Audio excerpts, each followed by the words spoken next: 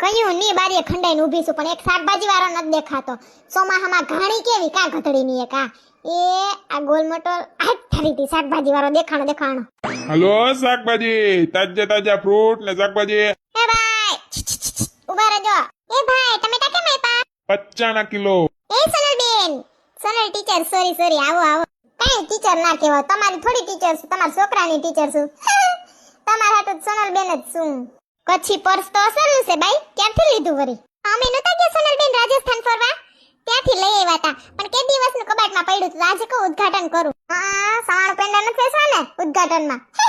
ના સોનલબેન તો સોના કરતા ઘણા પણ મોંઘું પડી છે મારે. કેટલા ના આવ્યું વરી? 390 નું હતું પણ પછી મેં 350 માં માંગ્યું તે આપી દીધું. તો મોંઘું પડ્યું તમને.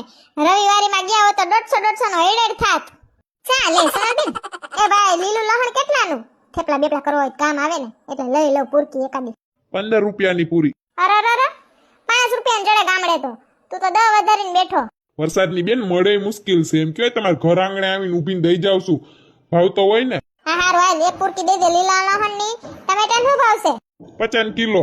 બધાય સડાવ દીધો પણ તે હાવ ઉપરથી ને જ વધી ના આવે. મારે કઈ વાડીનું હોય તો હું સસ્તામાં વેચું. કેરી ગધડીની થઈ રીતે એવા લાલ આવે ને હાવ. કેળા શું ભાવશે? કેળા 50 કિલો. પસા નેઠ જ કઈ છે જ નહીં કા.